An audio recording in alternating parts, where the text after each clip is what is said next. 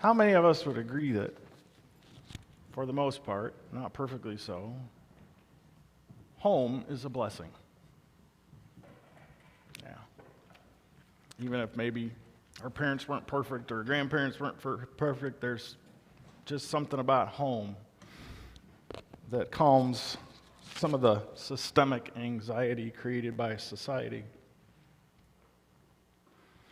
On the 23rd of December, many years ago, the Lysing family of Boston woke up one morning and looked out their front window and were shocked to discover that during the night, someone had plucked the baby Jesus from his cradle in their nativity scene on the front lawn, the Christmas kidnapping.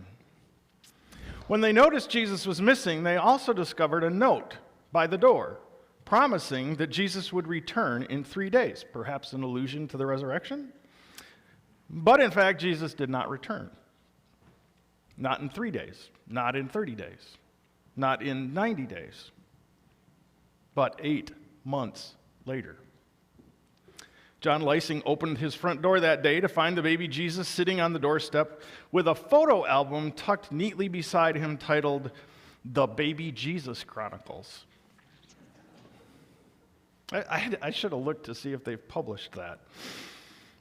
Anyway, it seems that following his kidnapping, Jesus spent the next 8 months traveling the state of Massachusetts, and when he was returned, he carried with him a complete photo journal of his travels. The Chronicles showed images of the baby Jesus in front of highway signs in Binghamton, Rochester, Albany, Poughkeepsie. He was photographed at the Rip Van Winkle Bridge, posed on a bicycle, posed on a horse, posed in a chair next to a campfire, posed in someone's kitchen, posed in a car wearing a seatbelt, which I'm sure is a comfort and a good example to the Lysings' then young daughter, who was especially happy to have Jesus back for the next Christmas.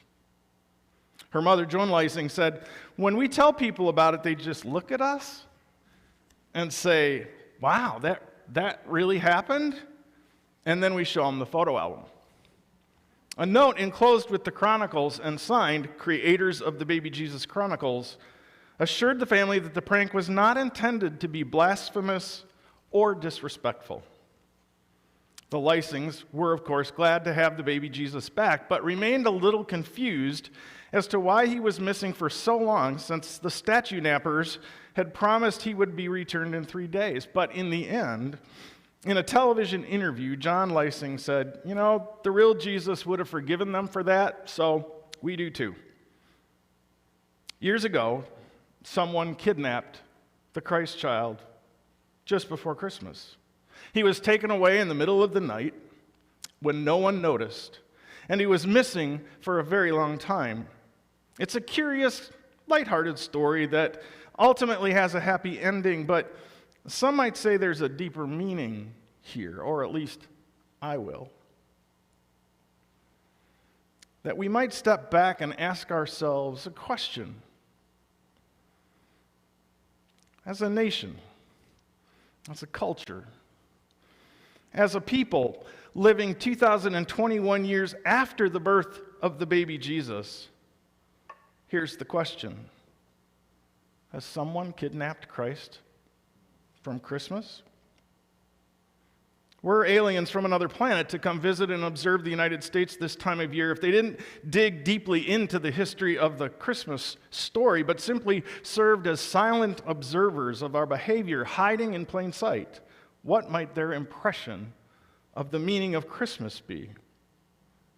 Would they discover, even remotely, that it's supposed to be about hope and love and peace and joy, rooted in the unshakable faith of a creator who came to be present among his created children?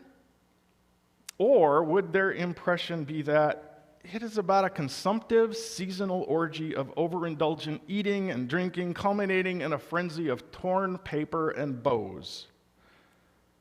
Would they see beyond the Christmas trees and the twinkling lights, beyond packages adorned with bright-colored paper and pretty bows? Would they see beyond the overwhelming materialism of our day? Not just around Christmas, but just around life, period. Would they see beyond that to see the humble birth of a child wrapped in swaddling clothes, lying in a feed trough surrounded by animals and some grungy shepherds and a teenage baby pimple-faced mother and father? Would they think it was all about, or would they think it was all about the presents? Or would they discover it was finally about the unspeakable joy, not of presence, but of a presence? The presence of God, Emmanuel, with us as one of us, even dwelling somehow within us by his Spirit. We get so caught up in the frenzy sometimes that Jesus goes, missing. And it's all so routine and familiar that many don't even notice. For much of our culture, and even for some in the church, Christ has been missing from Christmas for much longer than 8 months. Or at least relegated to playing a very small part, rather than having the lead role. Micah, you may not have heard it in the reading, because Micah's all of 7 chapters long, but we didn't force you to listen to all of it. Micah seems to know this frustration. Micah was what we call a minor prophet. How would you, if there were prophets these days, there are, I suppose, would you want to be a minor one? If God called you, or a major one? Micah had an ego just like the rest of humanity. But I'm guessing that like any other prophet called by God, he believed that what God wanted him to say was important for him to say to God's children, and that it was anything, of course, but minor. He would likely say he deserved a place alongside the likes of Isaiah and Jeremiah, but instead he's at the back of the book with Obadiah and Nahum and Habakkuk and Jonah, who always seems to have that lingering scent of fish about him. Micah didn't write volumes. He wrote 7 short chapters, and he didn't beat around the bush. He simply told people what God told him to tell them. The Lord is coming, and the mountains will melt. The valleys will burst open like wax near the fire, like waters poured down a steep place. And that's just from chapter 1. And it kind of goes downhill from there, if you'll pardon the joke. But even if he appears a bit curmudgeonly, there are some great lines as well that Micah speaks on behalf of God. Images of beating swords into plowshares, spears into pruning hooks, nations not taking up arms against nations anymore, not learning the ways of war even anymore. Things usually attributed to the big shot prophet Isaiah, who, quite frankly, folks, he cribbed it off of Micah. But it is in chapter 5 that Micah truly hits his stride for God. But you, O Bethlehem of Ephrathah, who are one of the little clans of Judah, from you, you're going to have a hard time believing this, but from you is going to come forth one who is to rule Israel, whose origin is from old. And he shall stand and feed his flock in the strength of the Lord, in the majesty of the name of the Lord is God, and they shall live secure. For now he shall be great to the ends of the earth, and he shall be the one of peace. In other words, God's going to be sending someone to set things right among God's children all over the world, and he won't be appearing in any grand palace in any one of the great cities. No, he will appear among the poor and the destitute, among the quiet and the meek. He will be found among the least of these, which has always left me wondering. Maybe you've wondered this too. If Jesus were born today, would it be in the United States, as a lot of U.S. Christians seem to think? I don't know. I don't think so. He might appear among the poor and destitute in our inner cities, perhaps.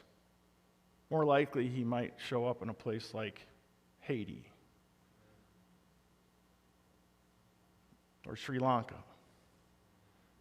or the places in our world where people live hand to mouth literally day after day after day.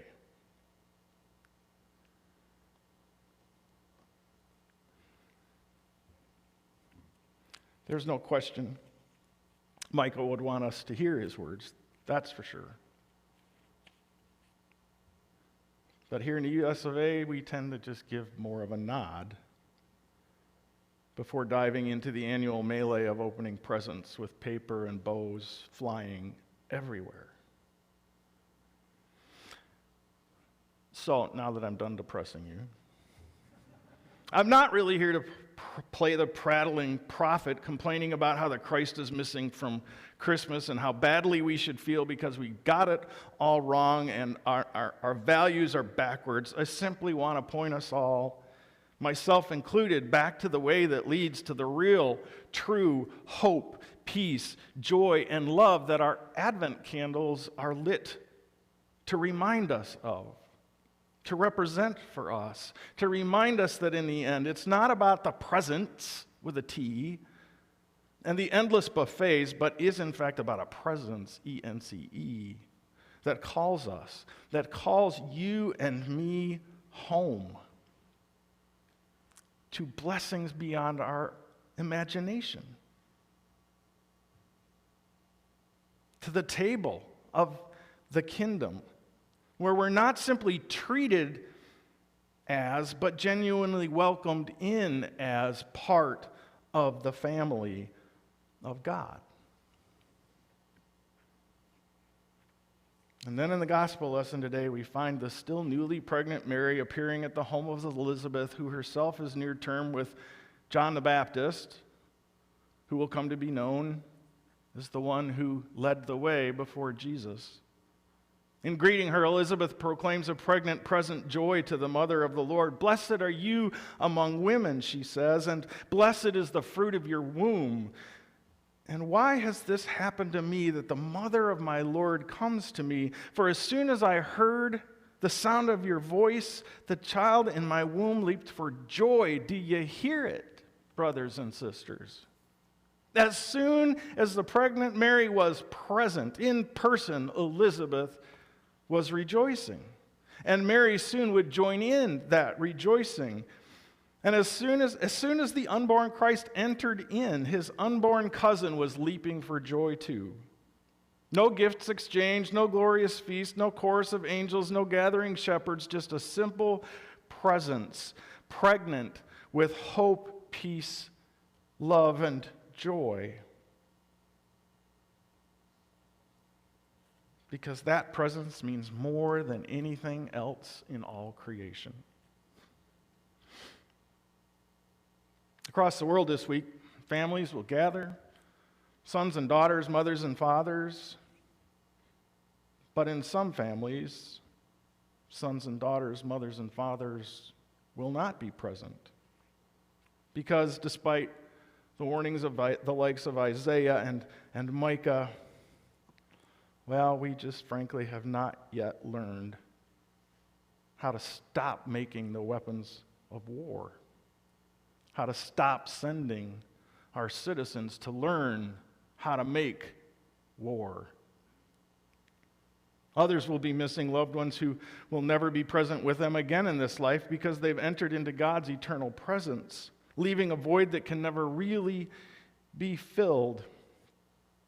Although I've had some encounters, I'll just say, in recent days that make me question that particular line.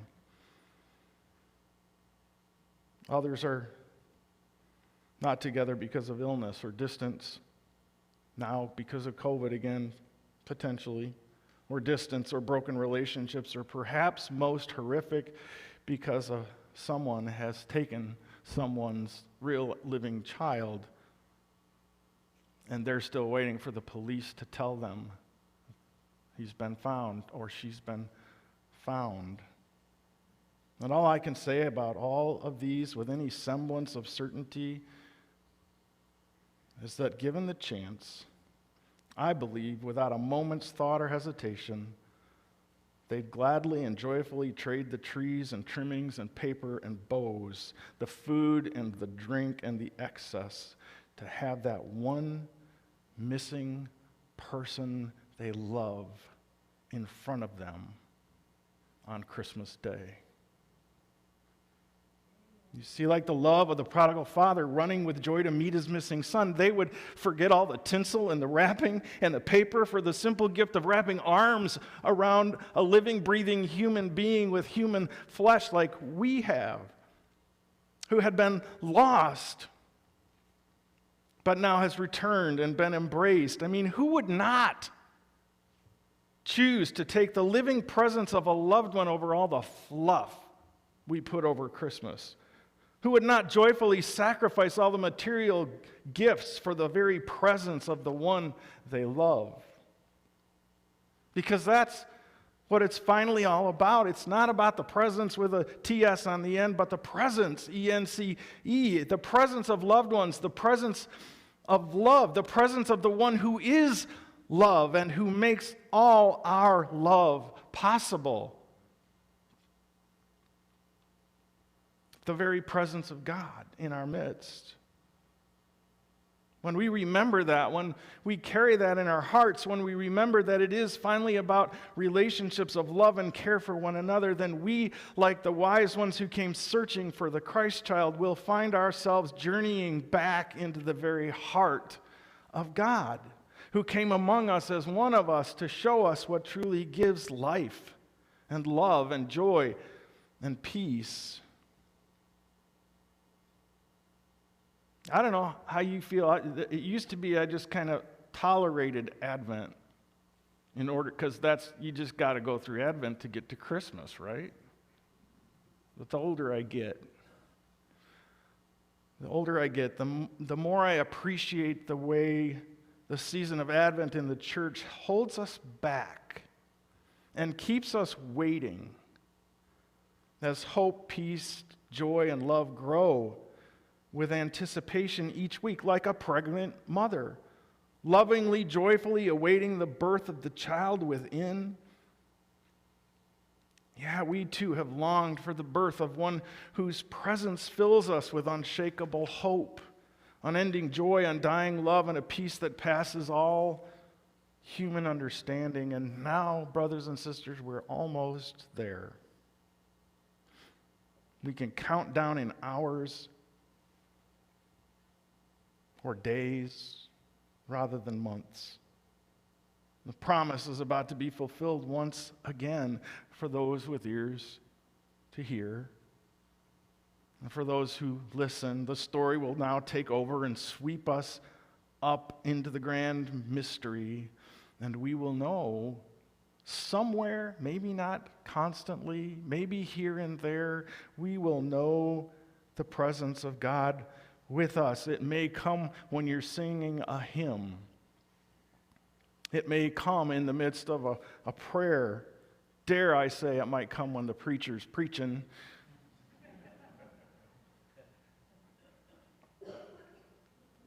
And we will know God with us. And in the quiet stillness of a silent night, hope, peace, love, and joy will be born anew in the hearts of all who dare to believe. Thanks be to God. Let us pray.